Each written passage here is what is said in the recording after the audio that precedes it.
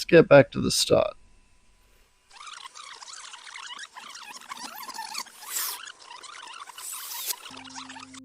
So a while back I went to a business seminar, and one of the things that they said makes good businesses work is problem solving. So I came up with some problems to solve. Started out with my sketch pad and sketched out the rough idea of what I wanted to achieve. The basic concept was to create a vivarium where the walls and as many surfaces as possible were growable surfaces, so I could maximize the amount of plants that I have inside of the vivarium. Now you may know that in my giant vivarium I incorporated a moss wall, and it has been working phenomenally, so I figured why not take it to the next level and do several moss walls within the one vivarium. So here you can see I sketch in the placement of the moss walls and then two separate moss poles that will be utilized as perching that can grow plants. This should allow me the ability to put plants not only at ground level but all the way up the walls and plant into the walls themselves.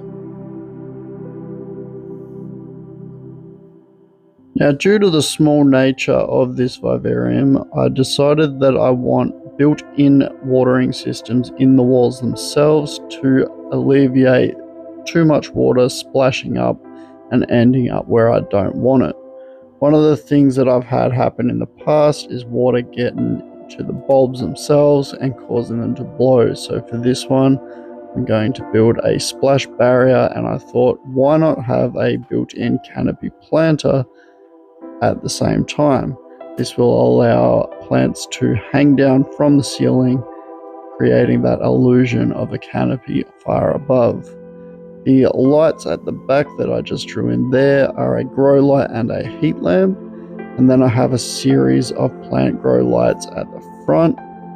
Now, due to the amount of water that will be involved with this system, we're going to be dealing with high levels of humidity and a lot of runoff. So I've incorporated a drain as well as a fan ventilation system.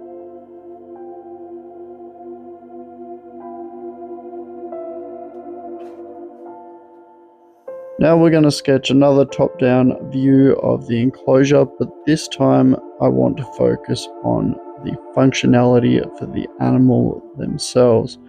So for this one, it will be a carpet python, and we're going to need to incorporate a lot of perching to not just make this suitable for plants. If you've watched my videos in the past, you'll know my collection consists entirely of carpet pythons. Carpet pythons are highly arboreal animals, and therefore we are going to need a lot of climbing space as well as hides and visual barriers.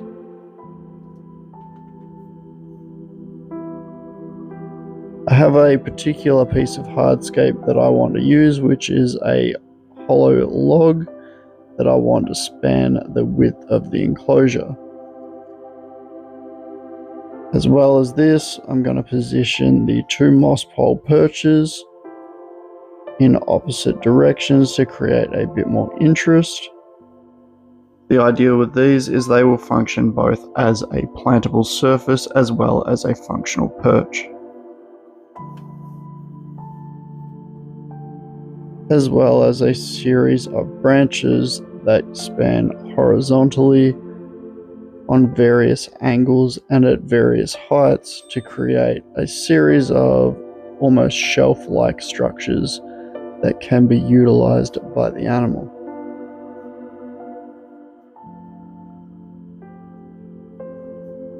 On the back wall, the moss wall itself doesn't span the entire width, leaving two gaps. I plan on utilizing these as the little hidey holes where large foliage plants can create a visual barrier and provide a few extra hiding spots. At the front of the enclosure, I want two actual misting nozzles that will provide a hydration source for the animal, as I find the freshly misted droplets are what my carpet pythons are most attracted to, and it results in very, very good sheds and no hydration issues whatsoever. I find this much better than standing water. They will use standing water when you fill it up, but honestly, every single time these misters go off, I see my animals make their way down and start to drink. Here you can see that I am sketching in the front design, get a bit of an idea of how the enclosure is going to look. Start with the main hardscape piece, which is the log that spans across the entire enclosure. This log has a hollowed out center, which will function both as a perch and as a hiding spot. The moss poles will be angled throughout the setup. This will allow access to various heights within the enclosure. Now these moss pole perches, the idea behind them is to create that type of branch where you see epiphytic plants hanging down in jungles and above streams. In order for the moss poles to receive enough moisture for plants to grow, they will be positioned strategically to catch droplets and even absorb water from the moss walls themselves. Canopy plant box will allow hanging plants to create a jungle canopy hanging down into the hardscape. All of the plants that I'm planning on using for this build are creeping and climbing plants, so they should grow directly into the moss walls and across the surfaces, creating a really lush environment without the need for too much floor space. These plants will utilize these walls almost as an extension of the substrate itself. This creates a unique opportunity for the plants to properly mature within a vivarium, which I haven't seen done before. For the canopy planter section, I am planning on using things like creeping fig that can hang down without creating too much blockage for viewing and for the light to penetrate down to the plants at ground level. Speaking of ground level, we will be using some large ferns to fill in the floor space, which will create a nice little centerpiece. And here you can see the finished result and the basic concept of what I want to achieve. The next step in the process is to jump over to the computer and boot up a program called Shaper 3D. This program is a CAD software where I can design the enclosure in a 3D format and get a visual representation of what I am going to build. The other advantage to this is I can work out how much material I'm going to need to build what I want. Now, this was very important in this case because I had very limited resources. I have been putting this enclosure off for quite a while, and honestly it was due to expense. I actually had a different enclosure design in mind for this space, but it was going to cost me a lot more to build, and right now I don't have that spare money. So I decided to follow my own advice, stop making excuses, and use what I had. I can always upgrade it later. In this case, I had a scrap cover sheet that I had access to, and this was going to work well as a cheap alternative to buying fresh materials, as I got it for free. The only issue with this is it was not going to be big enough for all of the pieces, specifically the back wall. As you can see here, it's kind of empty. This piece takes up a lot of material and I wasn't going to have enough, but I came up with a creative solution where I used an old core flute sign and siliconed it into place.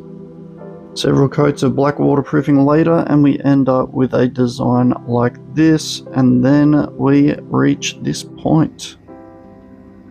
Built-in misting nozzles into the walls, moss pole perching, lighting, the canopy planter and splash barrier, and the keystone piece of hardscape.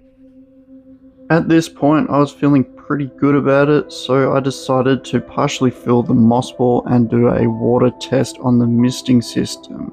Unfortunately, it did not go well. The misting system released far too much water, which honestly I'm not surprised about because of the type of nozzles that I used.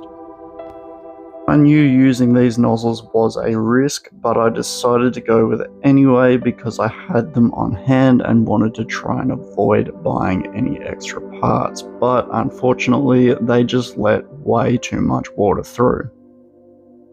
Tune in for part 2 as we fix these issues and bring the enclosure to completion and get to planting it out. Thank you for watching, and I will see you on the next one.